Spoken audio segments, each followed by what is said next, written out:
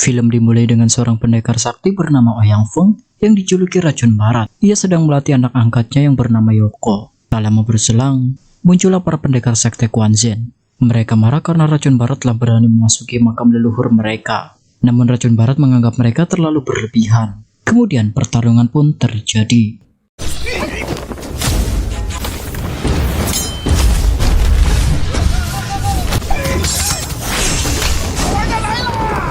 Dalam pertarungan itu, Racun Barat mengeluarkan jurus kodok andalannya. Namun dengan tepat waktu, pendekar sakti bernama Kue Cheng muncul dan menahan serangan pukulan Racun Barat dengan jurus 18 tapak penakluk naga. Kemudian Kue Cheng memberi hormat kepada Racun Barat karena mereka sebelumnya pernah bertarung di Gunung Hua. Tanpa diduga, penyakit pikun Racun Barat kambuh lagi. Dia tidak ingat kepada Kue Cheng. Bahkan dengan namanya sendiri pun, dia tidak ingat. Lalu Racun Barat segera pergi meninggalkan mereka. Saat Yoko akan pergi, dia dihadang oleh putri Kue Cheng yang bernama Pu'er. Kemudian Pu'er mengambil plakat Yoko. Namun tiba-tiba, istri Kue Cheng yang bernama Ouyang seperti mengenal wajah Yoko yang sangat mirip dengan saudara angkat Kue Cheng yang bernama Yang Kang. Dan benar saja, ternyata Yoko adalah putra Yang Kang. Bahkan Kue Cheng lah yang memberi nama Yoko.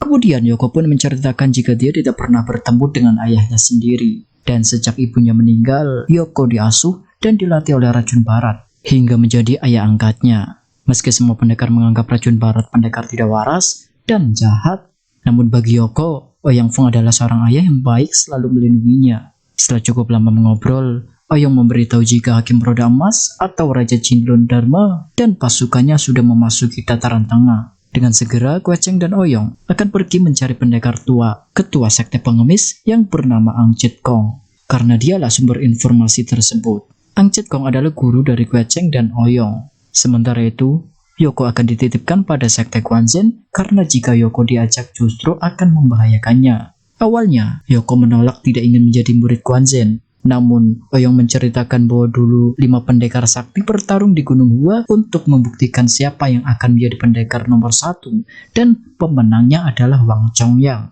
yakni pendiri sekte Quanzhen. Setelah mendengar cerita itu, akhirnya Yoko pun setuju. Singkat cerita, Yoko sekarang sudah berada di sekte Quanzhen. Kue Cheng akan menyebutnya jika urusannya telah selesai. Ketua pun segera mengumpulkan seluruh murid dan petinggi sekte untuk mengenalkan Yoko sebagai murid baru. Semua menghormatinya karena mereka tahu jika Yoko kini sudah menjadi anak angkat Kue Cheng. Setelah itu, ketua sekte pun memberitahu guru yang akan membimbing Yoko. Namun dengan kekonyolannya, dia malah berulah dan hormat kepada guru yang salah.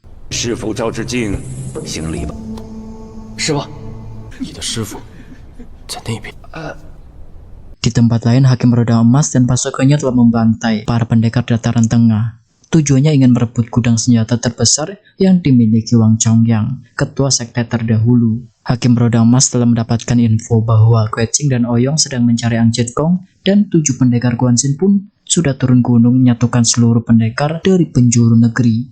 Saat mereka masih berbincang, tiba-tiba Racun Barat muncul untuk mencari anak angkatnya, yaitu Yoko. Lalu pertarungan singkat pun terjadi.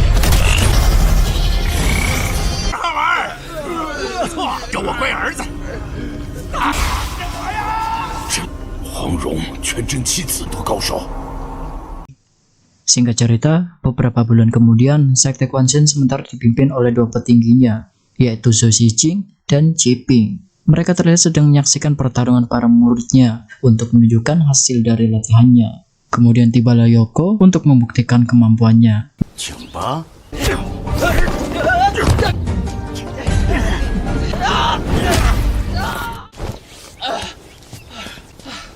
Namun sang guru sangat kecewa melihat kemampuan kungfu Yoko yang tidak ada kemajuan sedikit pun.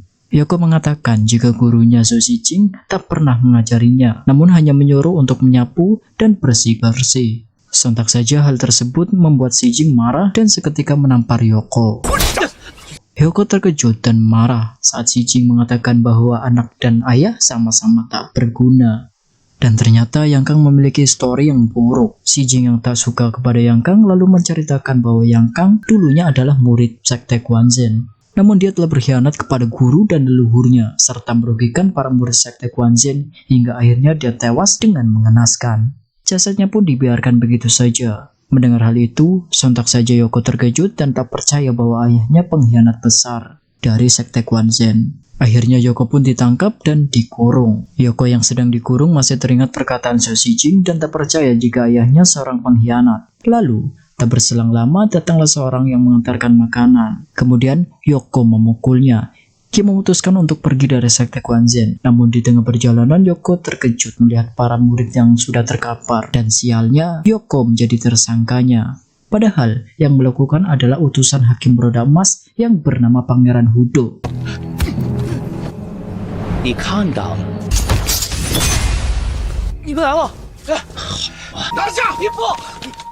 Yoko pun terus dikejar hingga memasuki gunung terlarang yang bernama Gunung Chongnam. Namun Xijing mengabaikan aturan dan terus mengejar Yoko. Meski sudah diperingati oleh Jiping, mereka pun memasuki hutan lebih dalam lagi. Hingga akhirnya Yoko pun tertangkap.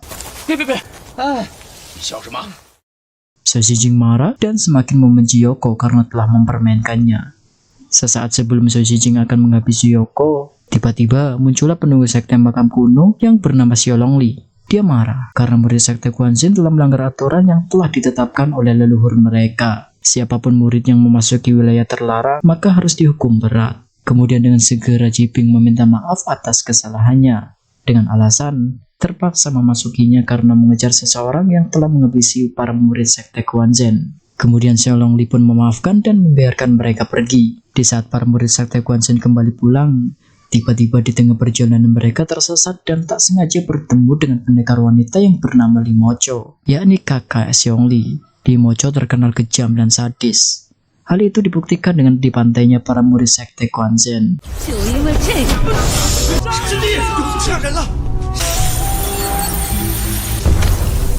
Setelah membantai para murid sekte Quanzhen, Li Mocho segera menangkap Yoko dengan mengatakan jika Yoko adalah murid Xiao Longli, akhirnya dia pun dibebaskan. Namun, Li Mocho diminta diantaranya menemui Xiao Longli. Tentu saja hal itu membuat Yoko panik dan bingung karena dia sama sekali tidak tahu harus kemana.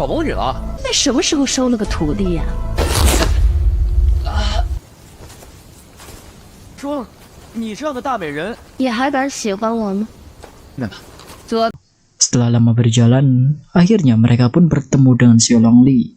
Li Mocho dan Xiao Longli sudah sejak lama berselisih karena Li Mocho telah dianggap berkhianat oleh gurunya. Kemudian Li Mocho meminta benda pusaka yang bernama Sutra Giok dan mengancam akan menghabisi Yoko jika tidak diberikan. Namun Xiao Longli tetap menolak dan pertarungan pun terjadi.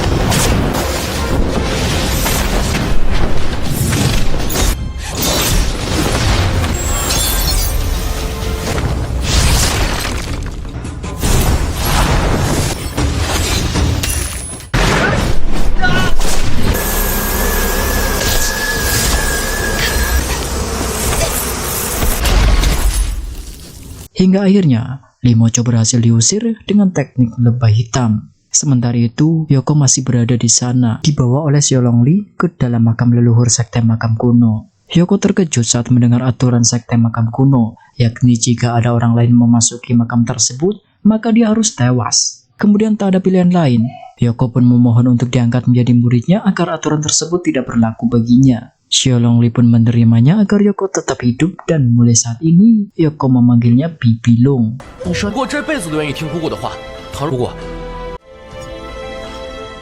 Setelah itu Bibi Long memperlihatkan pusaka sekte makam kuno, yaitu Kitab Sutra Giok. Kitab ini adalah kesaktian bela diri tingkat tinggi, namun harus berlatih berdua dan tidak bisa sendirian. Yoko pun bersemangat ingin mempelajarinya bersama Bibi Long. Namun sebelum berlatih, Bibi Long menjelaskan beberapa tahap yang harus mereka tempuh. Kemudian Bibi Long membawa Yoko ke tempat terdingin. Mulai saat itu, Yoko harus tidur di tempat tidur es yang terbuat dari batu giok dingin untuk melatih tenaga dalamnya.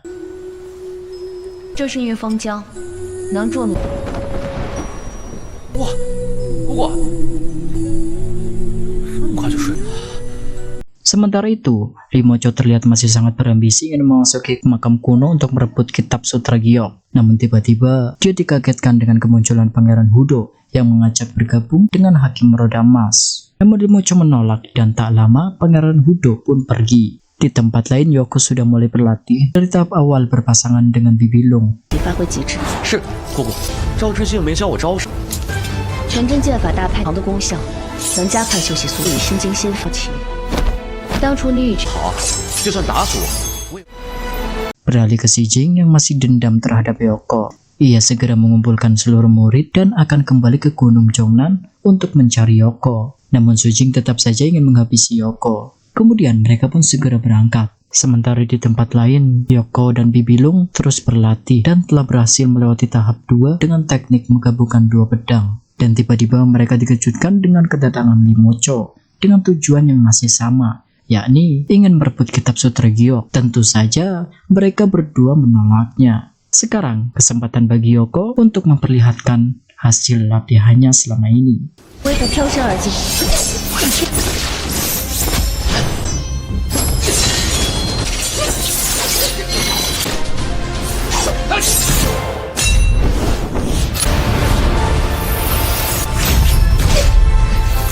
都让你老实点，还 Mereka berdua memutuskan melarikan diri karena luka dalam Bibilung kambuh lagi akibat racun dingin Limocho yang sulit disembuhkan. Kemudian di saat akan keluar, Bibilung memutuskan untuk menghancurkan pintu makam kuno selamanya bersama Limocho. Lalu dia menyuruh Yoko untuk segera pergi. Namun secara mengejutkan, Yoko memutuskan untuk kembali saat pintu itu akan tertutup. Yoko ingin menemani Bibilung apapun resikonya. Kini mereka terjebak di dalam makam kuno untuk selamanya. Bibilung yang terluka parah memutuskan untuk memasuki peti. Namun Yoko pun ikut masuk karena ingin menemaninya hidup dan mati. Kemudian, Bibilung menjelaskan bahwa menurut aturan sekte, jika ada seseorang yang telah mati, maka semua aturan makam kuno akan hilang dan diperbolehkan untuk turun gunung. Namun kini, mereka terjebak dan tak bisa keluar lagi. Tak lama berselang, Limocho muncul, tapi dia tidak mengetahui keberadaan mereka berdua. Secara mengejutkan, ternyata di penutup peti ada petunjuk bahwa sekte makam kuno memiliki ruang rahasia bawah tanah. Kemudian mereka pun segera keluar. Mereka akhirnya selamat untuk sementara waktu dari kejaran Limocho dengan memasuki ruang rahasia yang ternyata menyimpan gudang senjata yang dicari oleh Hakim Roda Emas. Kemudian, Yoko menemukan jalan keluar melalui saluran air dan tak lama Limocho berhasil menemukan ruang rahasia tersebut.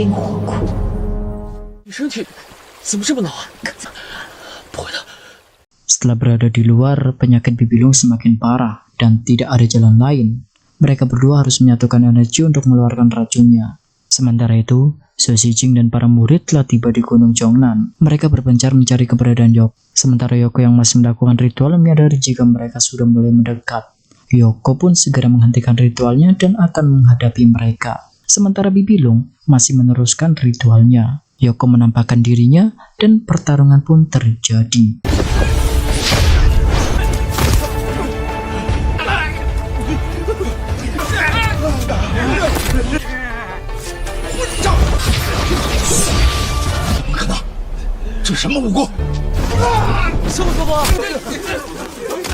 Yoko akhirnya berhasil mengusir mereka semua. Namun tiba-tiba Limocho muncul, sementara itu Bibilung yang masih melakukan ritual belum bisa menggerakkan diri. Ciping yang menyukai Bibilung mendekatinya dengan penuh hasrat. Bibilung pun menyangka dia adalah Yoko. Padahal Yoko sendiri tidak tahu sama sekali dan sedang bertarung dengan Limocho. Ciping pun memanfaatkan kesempatan itu untuk melakukannya pada Bibilung.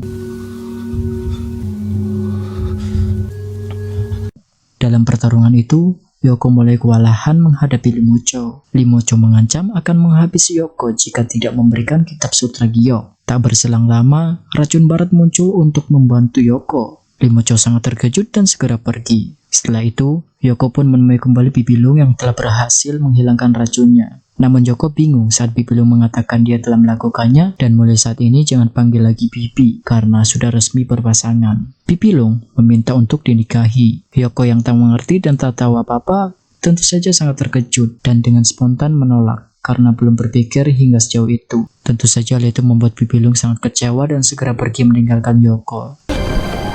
Beralih ke sekte Quanzhen. Di sana terlihat semua murid babak belur dihajar Yoko. Tak berselang lama, Hakim Roda Emas dan pasukannya mendatangi sekte Quanzhen. Ia mengancam Si Jing dan Jiping untuk mengatakan di mana keberadaan gudang senjata itu. Namun mereka berdua sama sekali tidak mengetahuinya. Tiba-tiba, Li Mucho muncul. Dia mengatakan jika mengetahui dan melihat di mana keberadaan gudang senjata tersebut dan akan membantu mendapatkannya. Namun dengan syarat harus ditukar dengan kitab sutra Giok. 你帮我拿到玉女星。 Sementara itu, Yoko yang sedang mencari Bibilung tak sengaja bertemu dengan ayah angkatnya. Dia sedih dan menceritakan bahwa Bibilung ingin menikah dengannya.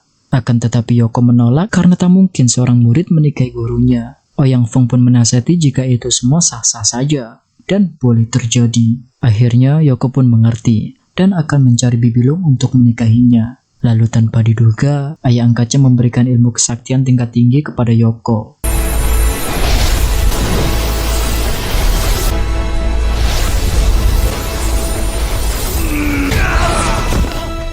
Sementara itu, Kue Cheng dan para pendekar sekte Guanzhen masih mencari keberadaan ketua sekte pengemis Ang Chit Kong. Namun di tengah perjalanan, mereka menemukan Xi Jing dan Ji Ping yang diikat dengan kondisi luka yang cukup parah. Kemudian Kue Cheng dan ketua sekte Guanzhen dengan segera mengobati mereka.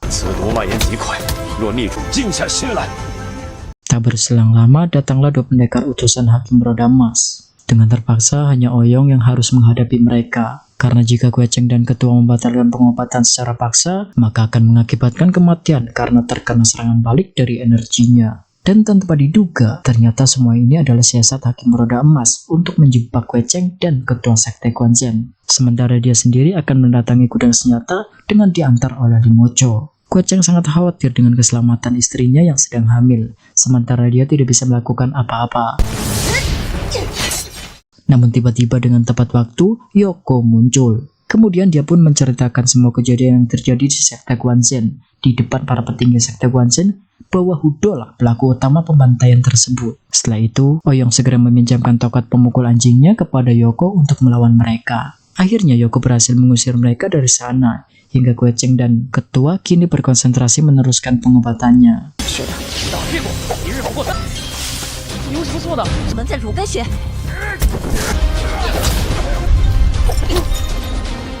Beralih ke Hakim Roda Emas dan Li Mucho yang sudah berada di dalam gua. Kemudian mereka dihadang oleh Xiaolong Li. Akhirnya pertarungan pun terjadi. Tak berselang lama, Yoko muncul untuk membantu Bibilung. Tentu saja hal itu membuat Bibilung bahagia.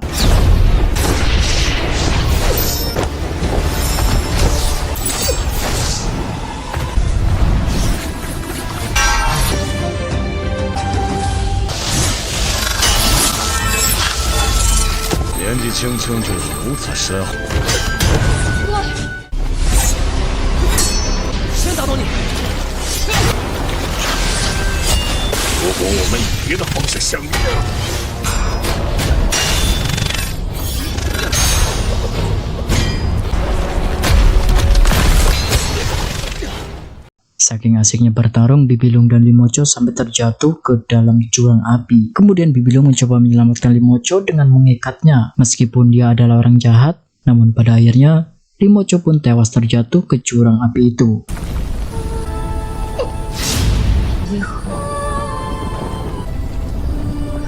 Kemudian dengan segera Yoko menyelamatkan Bibilung. Setelah itu, mereka pun melanjutkan pertarungannya. Raja Jinlun terlihat sangat murka karena peta gudang senjata habis terbakar, dan kali ini dia akan mengeluarkan seluruh kekuatannya untuk menghabisi mereka berdua. Yoko dan Bibilung pun akan menggunakan jurus terakhirnya dari kitab sutra Giok, yakni dengan menggabungkan dua pedang berpasangan. Kemudian Raja Jinlun Dharma atau Hakim Roda Emas akhirnya tewas.